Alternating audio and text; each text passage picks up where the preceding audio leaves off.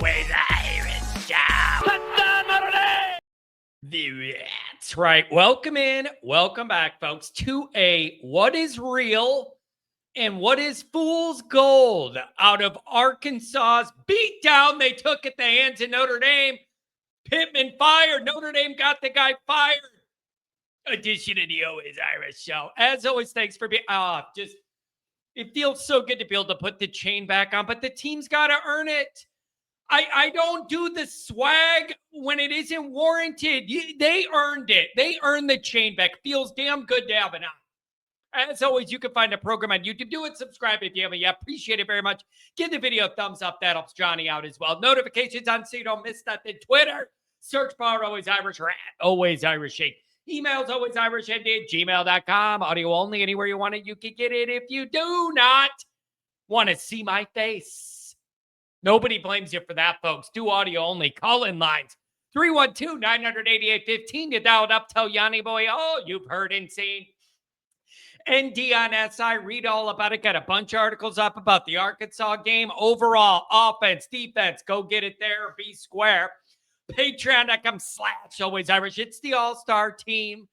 Couple players. We got a coach. We got X's and O's experts. We got a recruiting guy. Promo code Irish, get everything you want. All right, welcome in. Pretty good week considering where Notre Dame was starting from this year. It's about as good of a Notre Dame weekend as you could get. Notre Dame in a blowout where you're not stressing about it every second. It was nice watching some other fan bases stress late into the night Saturday while I'm relaxing. It felt real good for once. USC loses. And I know it's like, oh, don't you want them to be undefeated for your strength of schedule, whatever? Man, if you don't win every single one of the remaining games, it doesn't matter where anybody's ranked. I don't think Notre Dame's in the position right now for the fan base and media to worry about if who we're beating is ranked enough. I don't think you're there. You have a monumental task to salvage a 10-2 season. You got to be worried about winning one game at a time, check it off the list, let everybody else do what they're going to do. I am not in the mind space to worry about that. Trap of all traps. Champaign, Illinois at 11 o'clock, 9 o'clock, LA. Total trap. So USC goes down.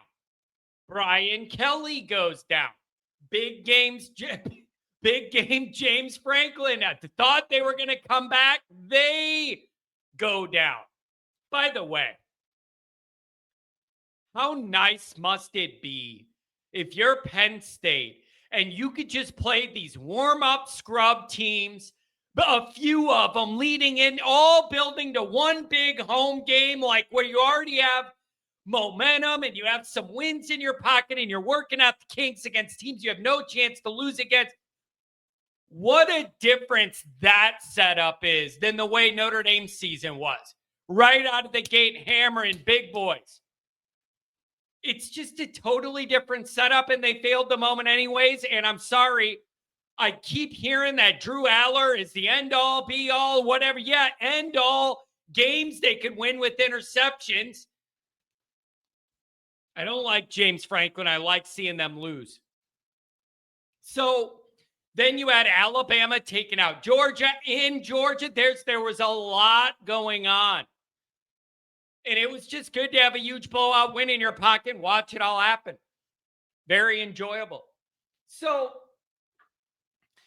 now that we have a little time to process the Arkansas game, which was, by the way, Pittman's, I'm seeing on Twitter today, it's Sunday morning, I'm seeing they're going to fire him or they did fire him. I don't know, but he's out. So let's take a look at what is real and what may be fool's gold from the results against Arkansas. A day later, that's kind of where the media and fan narrative is like, how much better did the defense get? Like, how really good is the offense when it's Arkansas, whatever. Let's break it down. So I want to go over real versus fool's gold in this result against Arkansas. Let's see what we can figure out together. First things first. Two things can be true at the same time without opposing one another. Arkansas's defense is god awful, and everybody knew it going into the game. It's god awful, terrible. And Notre Dame played really good on offense, like involved with that, but separate from that.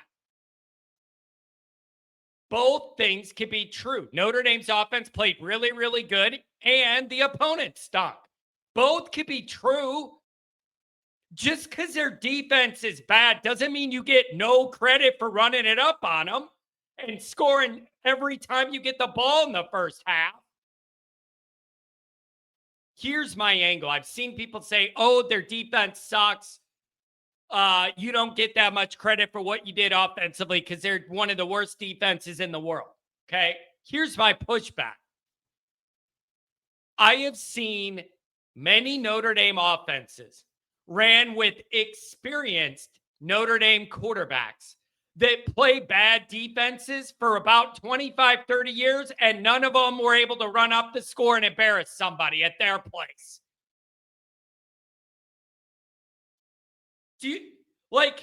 Notre Dame's played a lot of bad defenses over the last 15 or 20 years, and oftentimes we still struggle to. How often does Notre Dame's offense absolutely embarrass a Power 5 opponent? Like, I mean embarrassed to where the coach gets fired right after the game. And I know it's a slow burn and this was the final thing, but I'm just saying. So when you want to say, oh, it was bad, you don't get that much credit for it. This is what a good offense does against a defense that bad is what we did. I've seen many years where we play bad defenses and we still can't look great. That's progress. 6 possessions, 6 touchdowns, 420 yards of offense in the first half. Smoke them if you got them, 420. What I like most about it, other than Carr, is the balance. You were running it on him. You were throwing it on him. You were doing both. You could do whatever you wanted. All of that with the quarterback who started 4 games. That's impressive. Even against a horrible defense, those stats, especially in the first half, are very impressive. You get credit for that. You are perfect. And it's like, what do you mean perfect? 6 possessions, 6 touchdowns. You can't do better. You can't do better. So I don't care who you play. Previous Notre Dame teams would have ran themselves out of drives with drop passes or a missed assignment or a holding or something. You get credit for doing that. 6 of 6. You get credit for that. So I think that is real. It's impressive. Carr and the offense should just keep getting better. That output was good and real, but amplified by how bad their defense is, it's unbelievably horrific. Kind of makes ours look like the 85 Bears sometimes. I mean, it's bad. And you also don't know at what point did they just quit? Because you know your coach is fired. You're getting worked over by Notre Dame in front of the home crowd. I don't know if there was give up and quit in them or what. I don't know Arkansas enough to know that. But,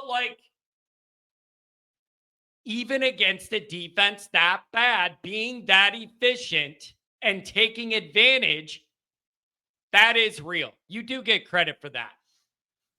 For all the arm talent Carr has, I am most impressed by his poise and control of the moment. My line is he plays like a 4-year starter, not a 4-game starter.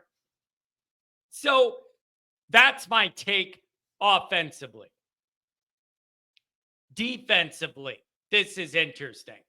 Obviously, your best output of the year, only allowing 13 points to this quarterback and this offense. They were averaging 44 points a game. Their quarterback came in. He was like responsible for the most points and yards in the country, whatever. For as bad as their defense was, their offense was considered one of the best. And they scored 13 on you. Now, I know Mike pointed out on Twitter, Goolsby, how many opportunities Arkansas missed, especially early, where they're doing, them getting behind schedule, them overshooting guys, them dropping balls that they could have caught, us being in bad spots, they didn't take advantage, that kind of stuff. And he was saying this result doesn't mean the defense is fixed. We still had a lot of mistakes. Mike is right. The defense is not totally fixed. It's not last year's defense. It ain't the year before that's defense. It isn't elite. It's not good enough. It's nowhere near good enough. Even after this, you can't even see good enough where I'm looking from where this is. But you got to be realistic about where we were starting from. When you were entering this game, there were very, very low expectations, and everybody was horrified about their offense matching up with our defense. On paper, looked like a losing battle for Notre Dame on every statistical level. RD their O. Horrible matchup on paper. My take is whether it was us making plays or them missing plays, this defense needed to build confidence any way they could, and they did it in this game. So in reality, I think it's a blend. You did play better, and they had a bad day or whatever. But you're not able to say they have a bad offense. You don't get credit the way you are with their defense because they don't have a bad offense. The numbers don't bear that out. So even if it's them messing up and you making some plays, you got to start somewhere. And these guys deserve credit for that performance. 13 points. There's building blocks from this you could take. You got to grow from somewhere. And I didn't even want it to be Purdue. You gave up 30 against a garbage Purdue roster. Not good enough. This output is something that defense can grow from. Real confidence, feeling good about it. I felt like you could see the players feeling more confidence throughout that game as it went along. The Notre Dame program needed this kind of game, especially the defense. And this was that fulcrum game where it was like, if you win it, you have a chance to salvage like a 10-2 out of this. And if you lost it, I saw loss 4, 5, 6 coming. It was that big of a pivot point. And you won it. Now all you could do is take 1 week at a time. You put yourself behind the 8 ball with 2 early losses. You got to win them all. Does you no good to look at what other teams are doing or down the road in your schedule. You just got to win 1 week at a time and let all the other dominoes fall where they're going to fall. Nothing you could do about it. You blew your leeway the first 2 weeks. But look at this important stretch coming up. Boise, NC State, USC, then a bye off week. Those are 3 uniquely challenging games, all in different ways. You take one at a time. And if you win all 3 and get to the break after USC, when you look at the back half of that schedule, 10-2 gets real. But it isn't real now. You got to win these games 1 week at a time. 1 week at a time.